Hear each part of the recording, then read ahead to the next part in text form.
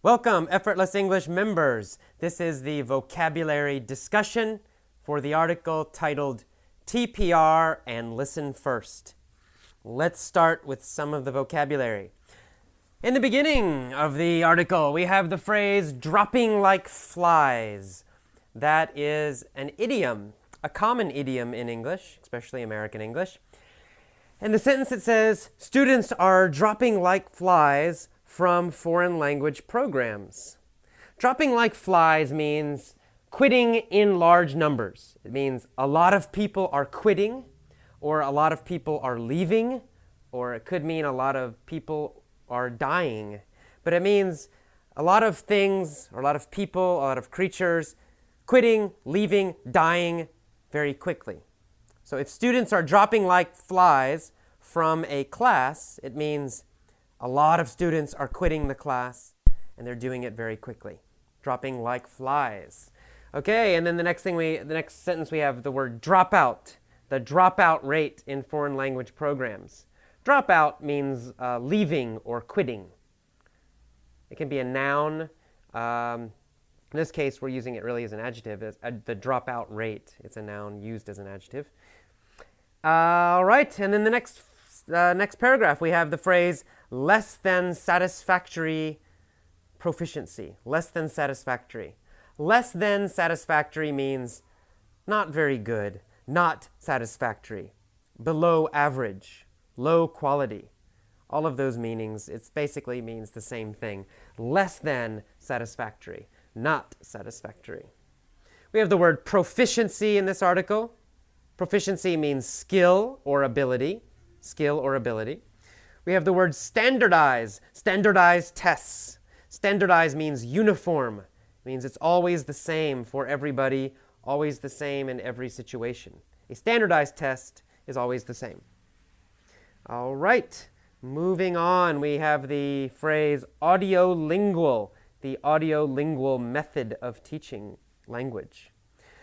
Audiolingual, audio means sound, of course, listening. Lingual means language.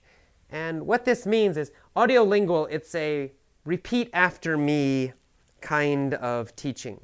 So the teacher says, "Hi, my name is AJ." And you repeat after me. "Hi, my name is John." And then I say, "How are you?" And you say, "How are you?"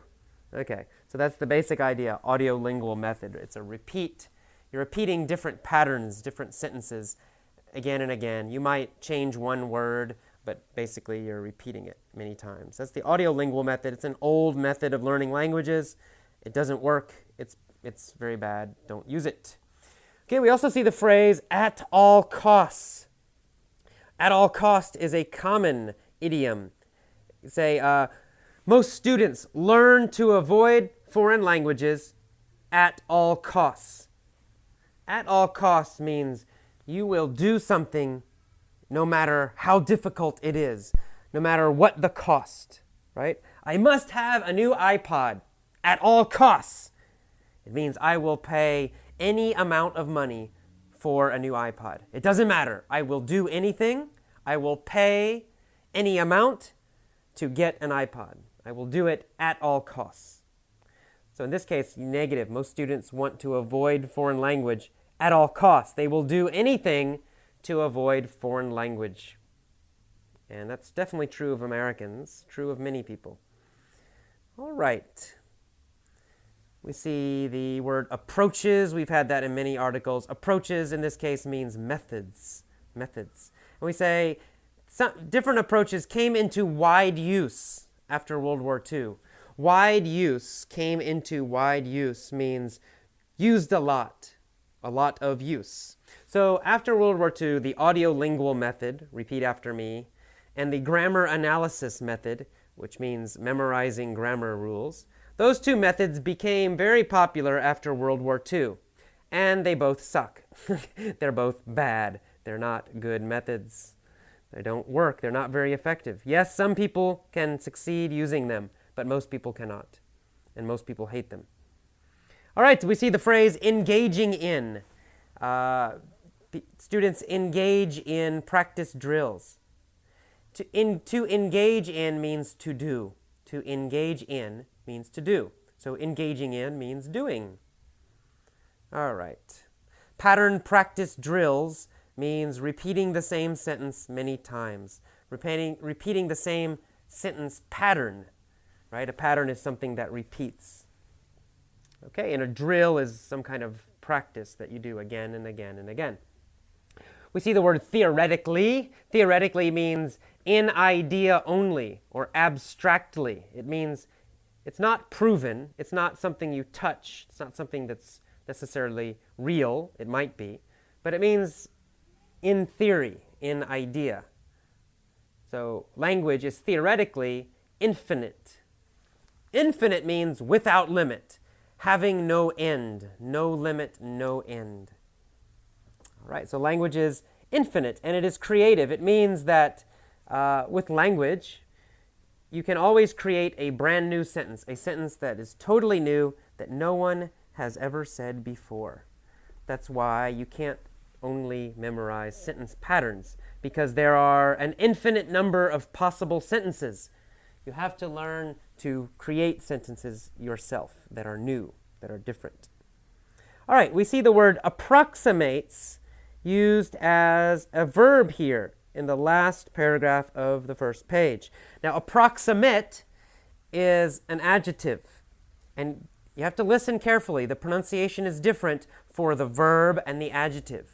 As an adjective, you say approximate. The approximate price is $5, right? Approximate means kind of, not exact. But if you use it as a verb, you say approximate, to approximate, right? You hear the A, it becomes a long A sound. To approximate. So approximate, the stress is different. Adjective, approximate. Verb, approximate. So TPR approximates natural language learning. And to approximate, the verb means get close to, or imitate, or copy.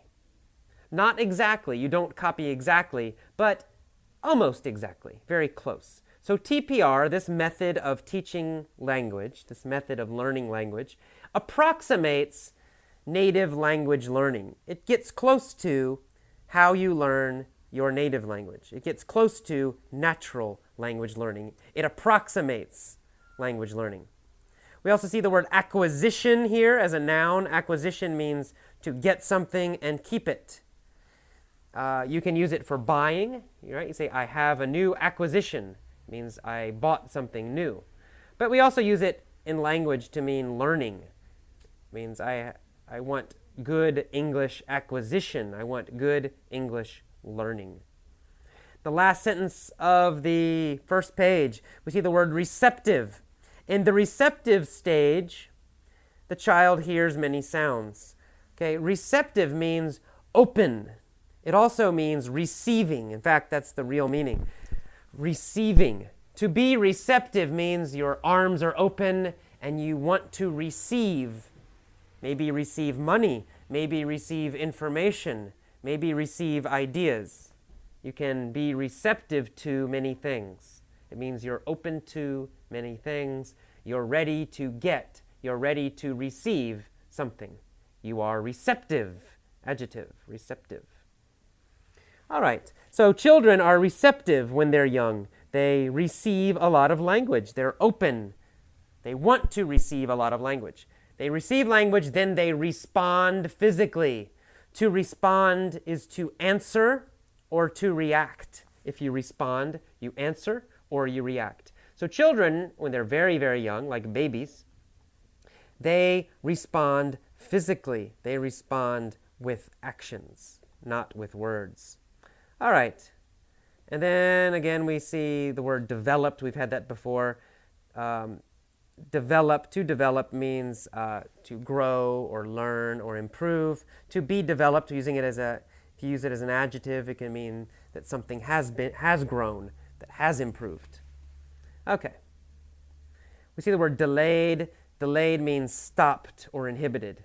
TPR delays speech and writing. They wait for speech and writing. They stop it and they focus on listening first. Okay, then we see internalize used as a verb, to internalize something. To internalize something means to learn it deeply, to learn it subconsciously, to learn it instinctively.